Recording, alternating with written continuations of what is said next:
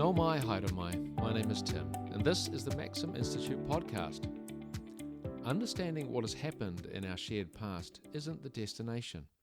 It's simply the key to unlocking a massive and necessary conversation about who we are as a nation and who we want to be.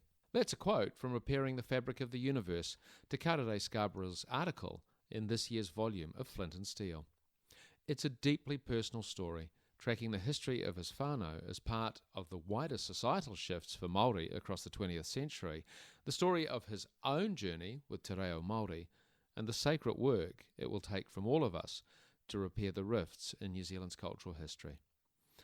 This month's podcast is a recording of my conversation with Te Karere at the launch of Flint Steel on a humid night at a bar in Mission Bay in Auckland. In the conversation, we talk about the themes of his article, the growing numbers of people looking to learn Te Reo, answer some surprising audience questions, and we even discover why Te Karere decided to change his own name as an adult. To read Te Karere's article, head to flintandsteelmag.com, where you can see it as a preview of this year's volume of Flint & Steel. And maybe you could order your own copy of the magazine. For now, we begin with my introduction to Te Karere in a room full of friends and food at the Good George in Mission Bay. Now we're going to have a little kōrero, but first I thought I'd do a little introduction. He's introduced in Flint & Steel as a poet, writer and media personality, but he's more than that. Some of you may be familiar with him from TV appearances on 7 Sharp and Breakfast, talking about parenting dilemmas and the solutions. Now, for me, I first encountered Te Karere at the Sir John Graham lecture a few years back. When he spoke, he just blew me away. So you see, some people, they can talk. Some people can think. But you don't often see someone doing both at the same time. This guy can do it. My wife already disagrees with you.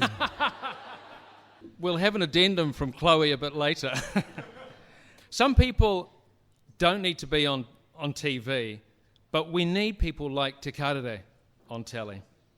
I said he's more than a media personality and writer and poet. Now, I hope he might do some poetry, but he's recently started studying his two passions, theology and Te Reo Māori. It's Te Reo Māori that he writes about in Flint & Steel, and how that connects him to Te Ao Māori, and what that means personally and might mean nationally. If I were to say to you, Te Karere, tell me your story, how would you start? I would probably start with my mother and father in an RSA, quite drunk, looking at each other from across the room, but I'll stop the story there. My story... My mother was brought up in a little place called Poroti, which is just outside of Whangarei. Really small community, cool place. The community has a marae, a pub, and a league club. And this is how you can tell it's a small community. They could only have one defibrillator between the three of them. And so they all came together and had this big kōrero, and they asked the question, what is open the most? Which is the pub. And so the defibrillator is at the pub, and if there's a heart attack anywhere in the region, someone yells out, I'm going to the pub, and they take off. So that's my mother. She her name is Whitiao, and she's a descendant of heaps of cool mana wahine, lots of famous Māori from there. My biological father is English, third generation. My great-great-grandmother was Irish and came over, and my great-great-grandfather was English, hence the name Scarborough. I also talk about my matua whāngai, my stepfather, who's from a place called Ngāti Hauā. There's an amazing prophet from that area in Matamata. They do claim Jacinda. Yeah, the name of that tupuna was Wiremutamihana. So, yeah, that's a start. Live in Auckland, study those things, come to places for free food. That's me. I think what's interesting to me is maybe if I asked Te Pākehā that question, they'd start talking about themselves, but you, in a sense, were whakapapering. Yeah, I mean, it's a bit cliche, but, you know, often the frames of reference for our significance are represented in what do you do for a living versus a Māori perspective, which is where are you from? And so that point of reference, I can't make sense of the world unless I understand those things. And building meaning on top of what clothes I wear or job I have without that foundation, for me, can be troublesome. For all of us, could be troublesome, yeah. I know exactly what you're saying. I used to live in New York City, and I lived in a place called Spanish Harlem that wasn't particularly salubrious. So if I was downtown and people would say, "Where do you live?" And I knew exactly what they were asking, which was, should I continue to talk to you, or should I make a polite cough and move somewhere else? And I'd say, "Spanish Harlem." And I would see the light go out in their eyes.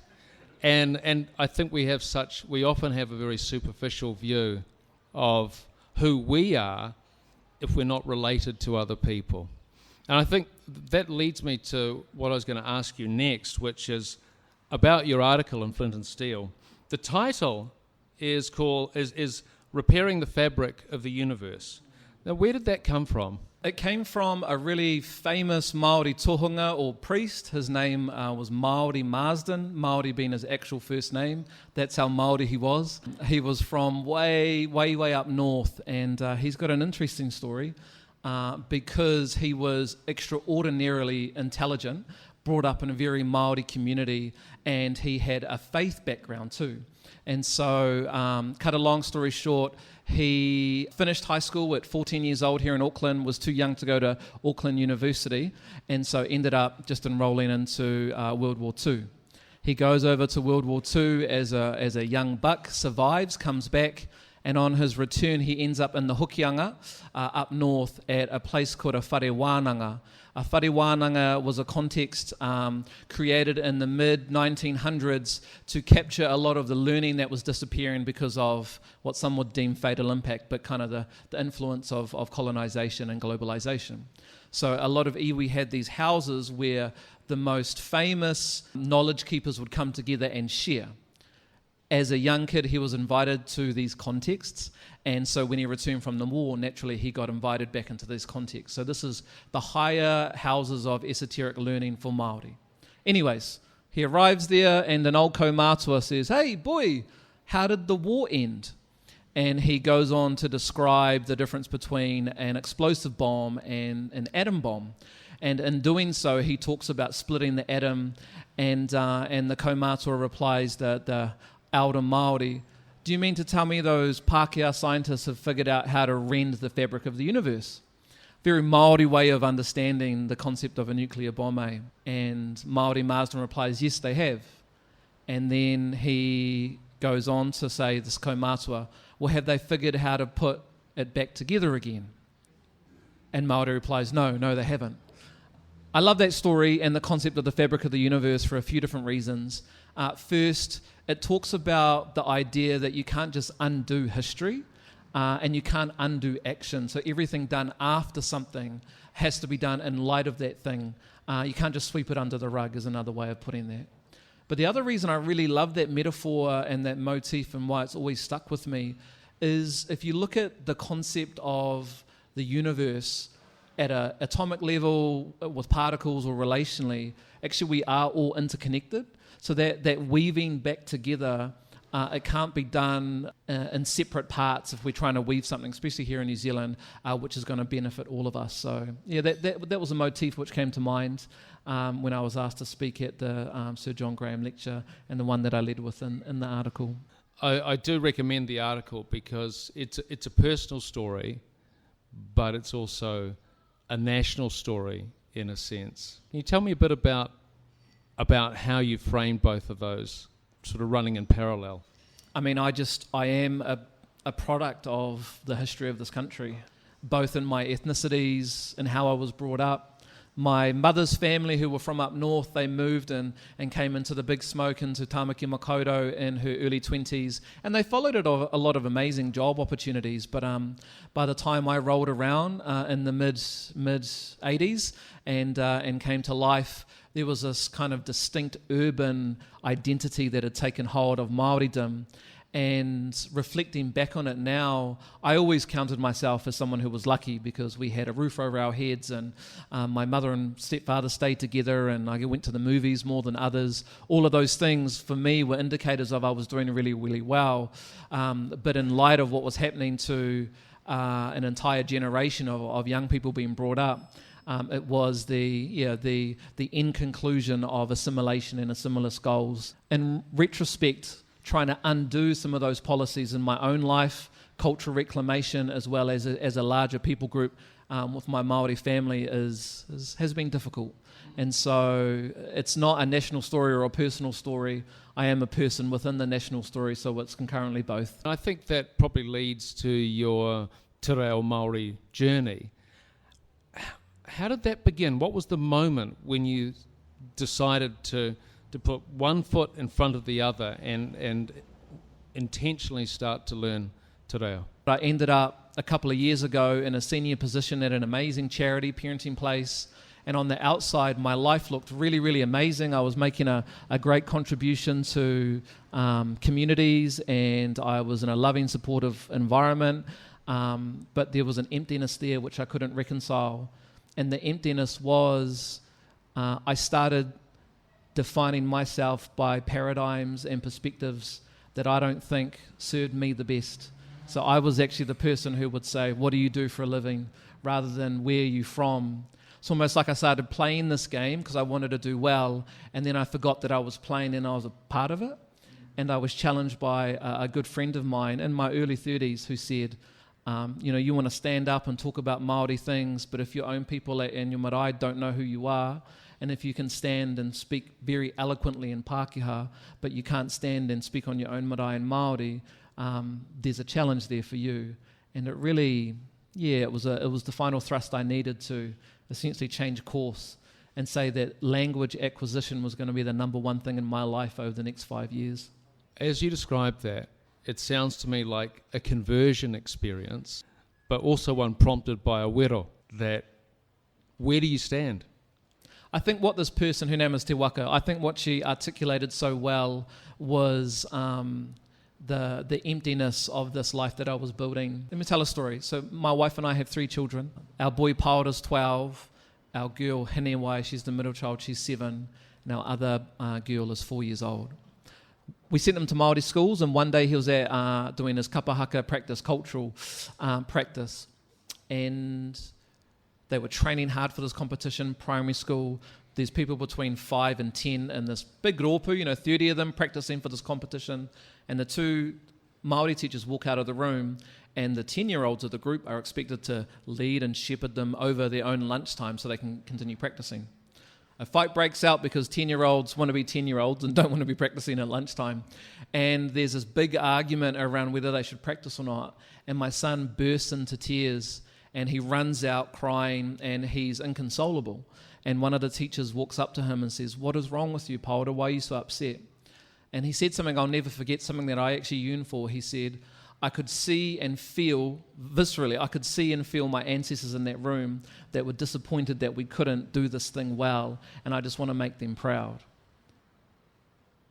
Inherent in his answer is a grounded spirituality and version of being human, which I think all Māori and all Indigenous peoples long for, but I would go a step further than that, and I would say actually all people long for. And after stories like that, I couldn't continue building the straw man or the straw house, knowing that it could go up in flames. We were only one crisis away from everything falling over. Tearing down the straw man. Tell me how you do that. You have to disassemble an identity that you've built up very carefully, and you're attached to it. One of the things which was really difficult was reframing what it means to be Māori in this country. And that wasn't difficult to do after I got a roll on, because my parents are Māori, I'm surrounded by Māori, but I didn't realise how much I'd internalised particular conversations. Moana Jackson, in a famous lecture, he said this line. He said, often we're framed as once were warriors based on the movie, but if you have a look at what masculinity looked like for the majority of the time, we were once were gardeners, once were lovers, once were nurturers of kids. And I think internally those were things I needed to wrestle with and undo, actually my own stereotypes about myself. I think the other thing which is difficult is there wasn't just this wave of colonization or a particular way of being that I was overwhelmed with and couldn't come back from. At a certain point, consciously you do decide, I'm going to choose this way of being rather than this way of being because of the benefits. And so a part of it actually for many Māori who go to a Pākehā school and like myself end up doing really, really well and build a cool career, a part of it is going, I actually consciously bought into some of those ideals myself. So a bit of self-care and love goes a long way. But I think ultimately the process of decolonizing is asking yourself, where does meaning come from? There's a whakatauki that says, Hukia ki tō maunga, kia pūrea ai I a tāwhiri mātia. Go back to your maunga so you can be cleansed by the wind. And I think that was an important thing, connecting to land. It's like every part of my body felt alive in a way that it didn't in other contexts. And so I couldn't, even though cerebrally, intellectually, I couldn't define what was going on. It's like my heart and my spirit was like, nah, man, you're more than this. And your children, you want for them to have a different way. And so, that's just been a part of the journey. Learning Māori sucks though. Sucks. Honestly. Tell me how it sucks. I'll sit in a class and there will be Pākehā students learning Māori and Māori students learning Māori. And someone will stand up and they'll talk about, I don't know, raupatu, land confiscations or colonisation or the fact their cousins are on meth or particular laws that were passed, whatever it is. And it's like, I don't want to disappear for 10 minutes and kind of get upset, but I just can't help it. And it's compounded because even though I work really, really hard, the concept of language trauma is a difficult thing to get past. So I'm not bringing the best of myself, so I feel stupid in that context. Sorry, what's language trauma? Language trauma is the idea that for anyone who is learning an indigenous language or a first language as a second language, they go through all of these emotional hoops they have to jump through in order just to learn that language. It's punctuated with this, every time I learn a new word for someone else who isn't Māori, they just learnt a new word. Every time I learn a new word, I'm reminded of the fact that I'm 35 years old and this is the first time that I've known that word. So all of these emotions just compound on themselves and turn you into not the best learner.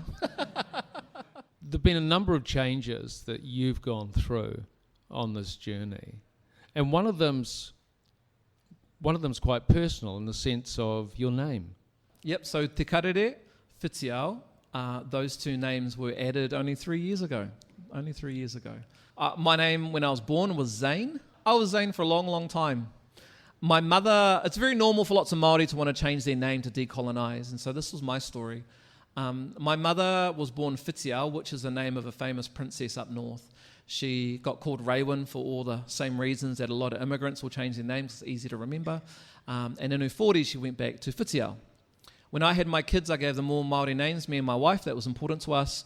But in my mid-20s, I asked my mum a question and I said, you gave birth to me, you raised me as a single mother, would you ever consider renaming me? And she said, I'll think about it. And she thought about it for 5 years. She thought about it for 5 years. Which is funny because it's even though she'd been through the process herself, that's what sentimentality can do, You imbue your name with meaning. Eventually she said, yep, let's explore some names. And so we went through a whole bunch of different names. It was funny though, she'd be like, what about this name? And I was like, oh, what was that person like? Slayed a lot of people. Nah. What about this person? I don't know. And eventually I actually asked my mother, I asked if I could take her name. A lot of Māori names are androgynous, but her name is a female name. And I was like, doesn't matter to me. You're my world. She's an amazing woman. And so I decided that I was going to be called Whitiao. The problem is I hadn't talked to an important stakeholder, and that was my wife.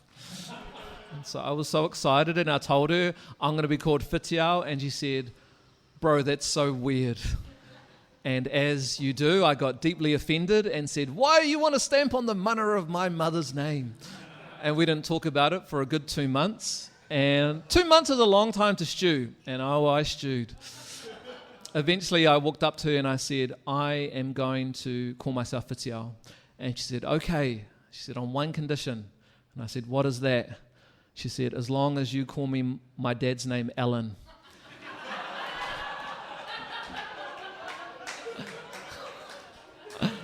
And I thought about it still. I actually thought about it. And then I thought, Alan and Whitiao having pillow talk? Nah, that is weird. And so we kept looking for a name, and the name Te Karere came up, which in Māori it means the message or the messenger. And it was the name of a brother that passed away. And the idea of me getting called that name is I get to fulfill some of the aspirations that he would have had. So I went from Zane David Bristow Scarborough to Te Karere Whitiao David Scarborough. It's funny, I go to an Auckland Council meeting, and they always ask me to do the karakia now, because I've searched out the Māori names before you arrive. Never happened before. Zane wanted to do a karakia before, but all good. No, Zane, sorry. We're waiting for this guy, Te Karere, who's going to show up. What's your advice to Pākehā who are contemplating learning te reo Māori? Karawhiua, go for it, but know why you want to learn it. So if you're going to do a couple of classes, a couple of night classes, for 6 months and never do it again, you don't have to have the deep why moment. But if you're taking it seriously, really think about why you want to learn te reo Māori. And the reason for that is speaking the Māori language is probably one of the most external ways you can value a particular conversation or value a language, and you will get challenged from Pākehā, as you know, or non-Māori, but you also get challenged from Māori too.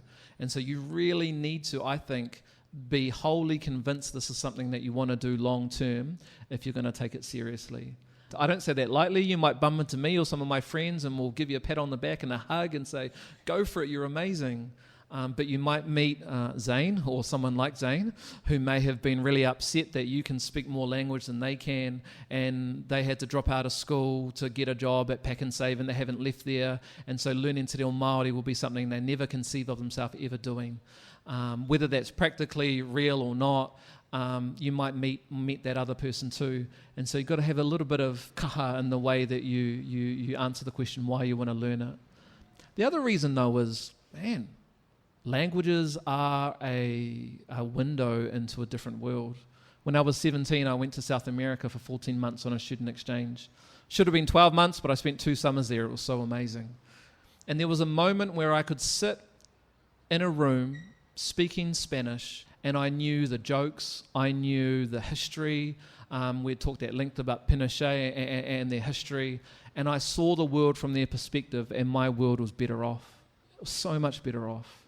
Often we benchmark Sweden or Denmark or these other contexts for how much better they do than us. But the foundation of this country is a bicultural one or a multicultural one.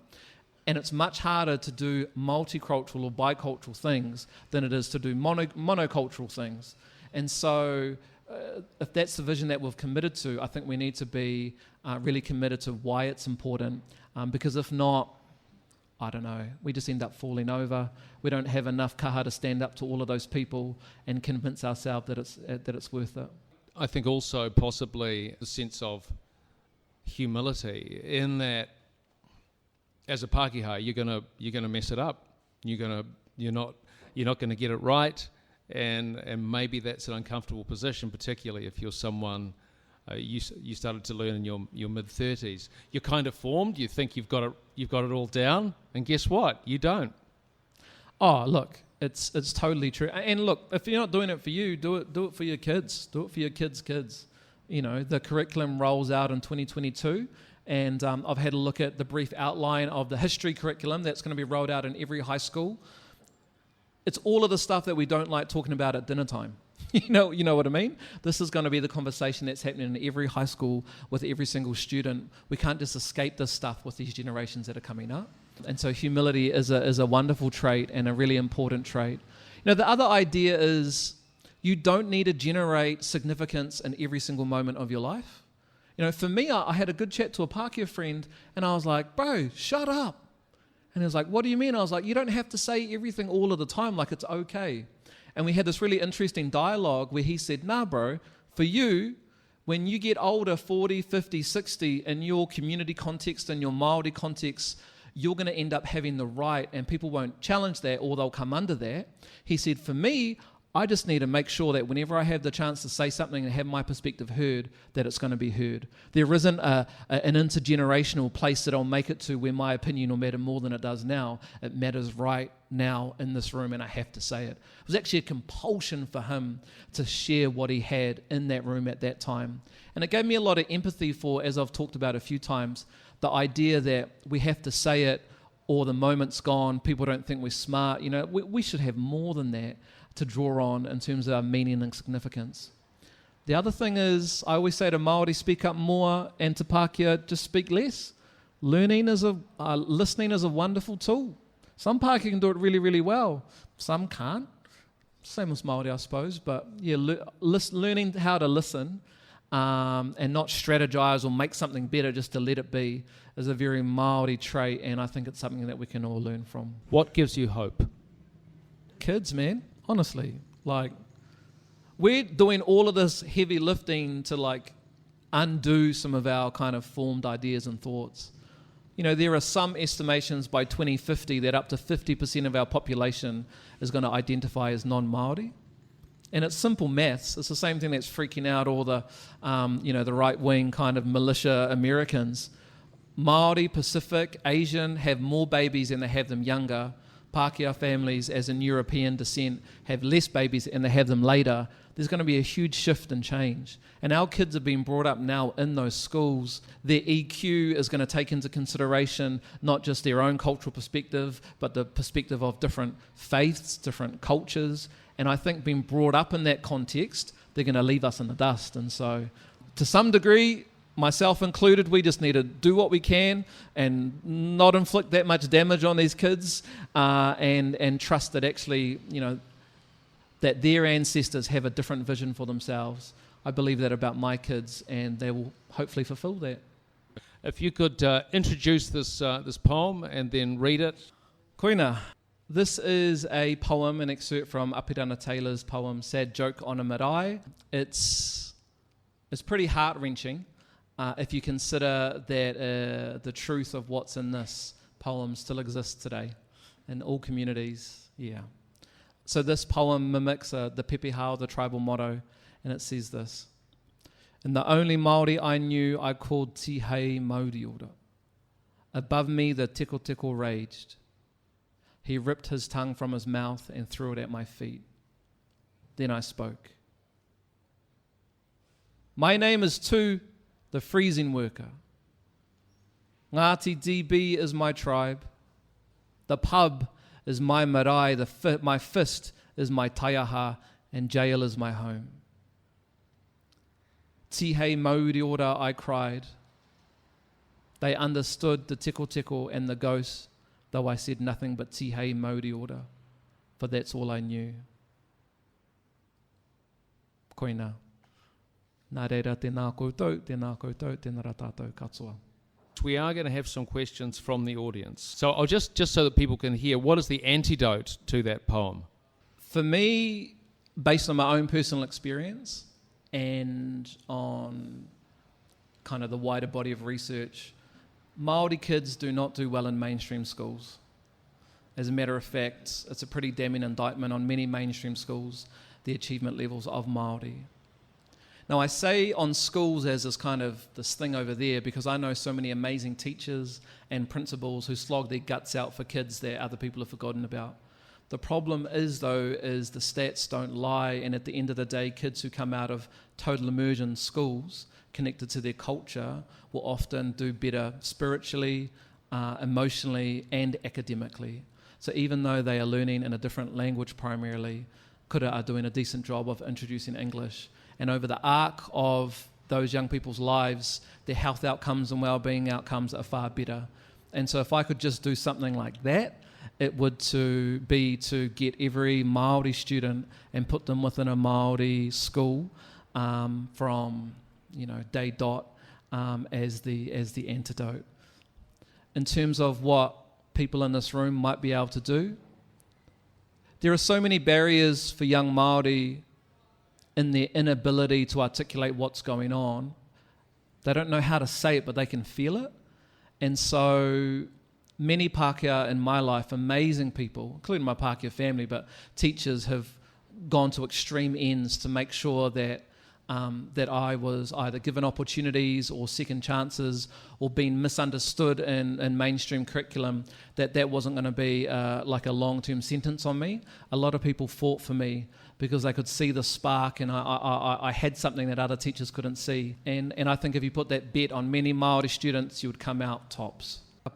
I'm from up north, and so we have a particular perspective which is not representative of everywhere. But when the Ngāpuhi tribes went to the Treaty of Waitangi Tribunal, before any settlement issues they wanted to sort out, they had a question. And the question was this: did Ngāpuhi, through the signing of the Treaty of Waitangi, cede sovereignty to the Crown?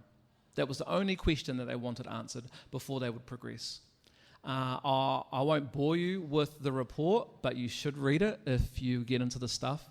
But the damning answer, or the major answer that came back from the Waitangi Tribunal was no, Māori never ceded sovereignty.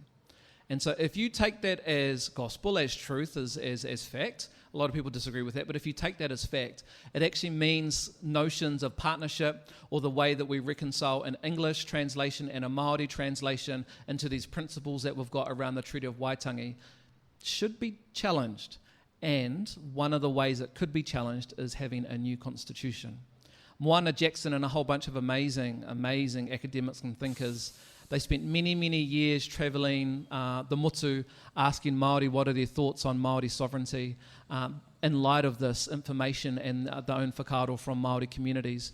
And what they've proposed in a document called Mā Tike Mai is constitutional reform that proposes 8 different ways we might be able to do parliament and law that is different. And they've got a 20-year goal, 2040, to try and get that cranking.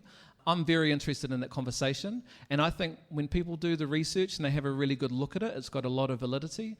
And so, yeah, my dream is that Māori would be represented and their voices would be represented different in all levels of local and central government, for the reason that, I'm a faith-based person.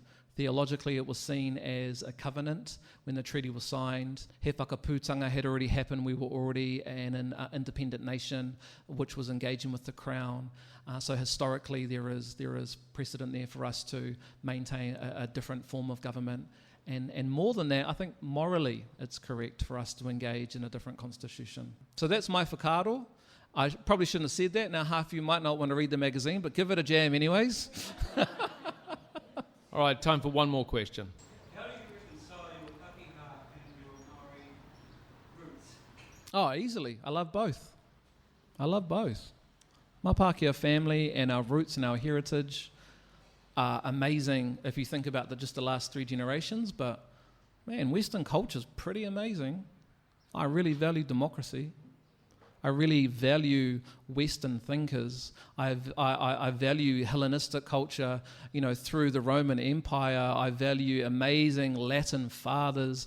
I appreciate the Reformation. I love English culture. I love actually that my church, the Hāhi Mihinari, the Anglicans, broke away from the Catholics.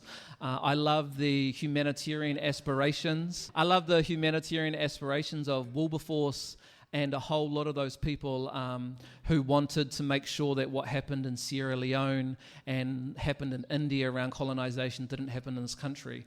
Amazing heritage.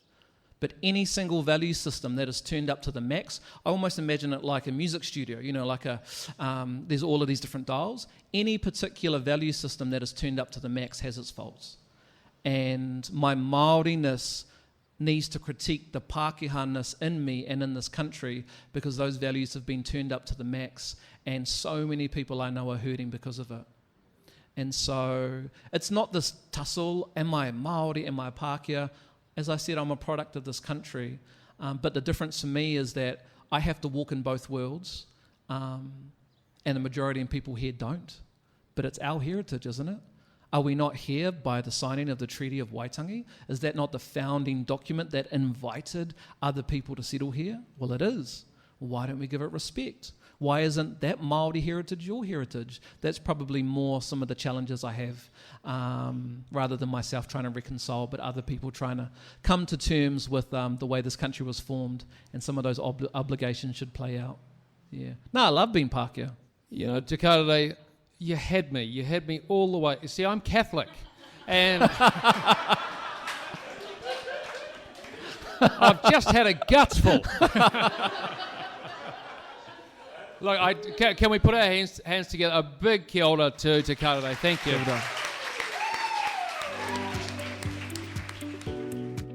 Thanks for listening to the Maxim Institute podcast. To see more of our research and analysis and sign up for our monthly forum email, head to maxim.org.nz. We'd love to say a big thank you to the community of supporters who make our work possible. Thank you so much. From me and the rest of the Maxim team, mā te wā, goodbye for now.